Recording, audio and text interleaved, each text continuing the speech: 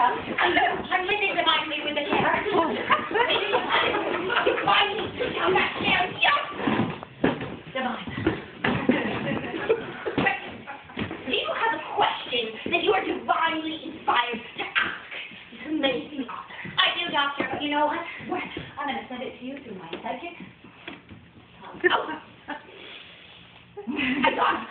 You got it? Yes. What is it? Tosha. You have written this extraordinary book called Outrageous Openness, Letting the Divine Take the Lead. Tell us about this book, will you?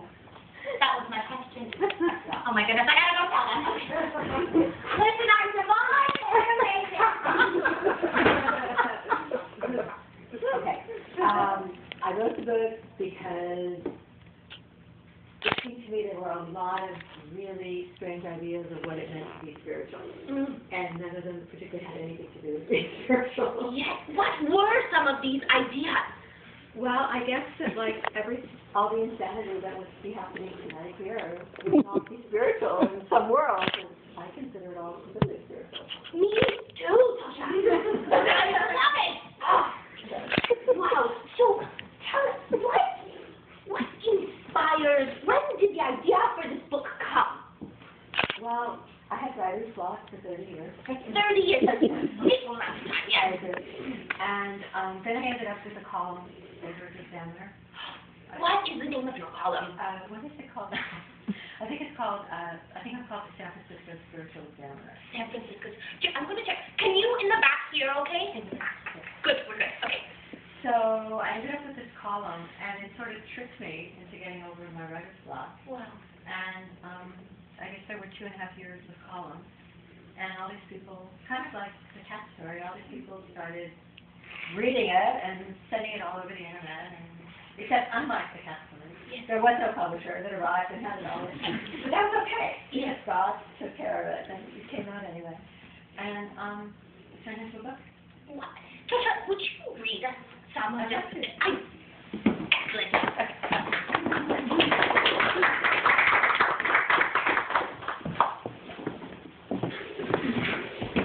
Okay. I would love to read you a couple of stories. And the first one, I actually want to dedicate to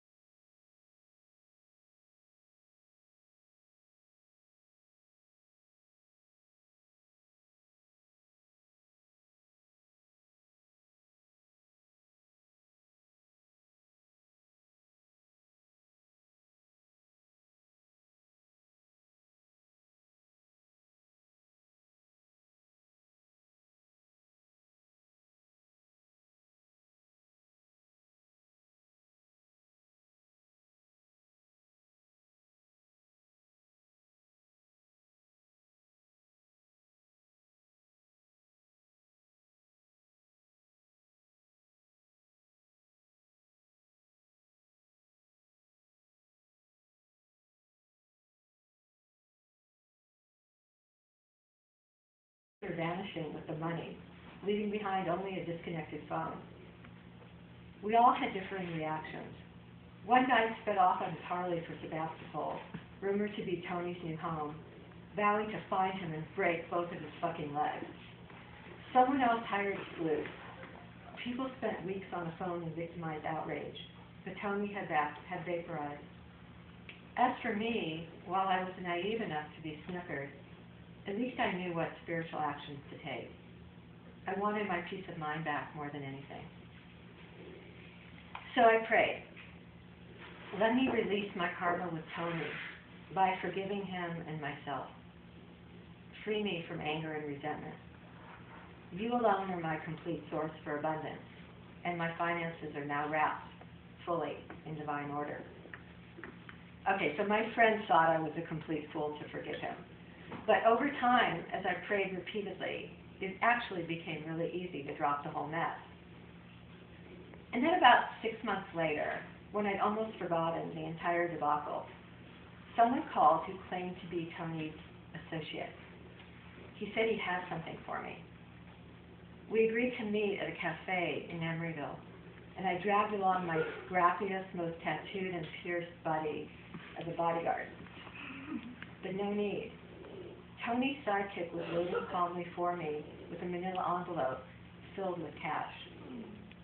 And he actually said, like someone who'd watched one too many episodes of The Sopranos, listen, doll, Tony scammed all over.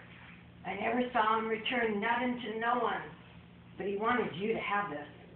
And believe me, he don't know why. To be honest, he's kind of rattled that he took from you. So here's the deal. If you make God your source for all financial, emotional, and spiritual abundance, you open yourself to unexpected, unlimited good. And then each individual person, place, or thing is just a temporary, transitory form that this power uses to bring you what you need.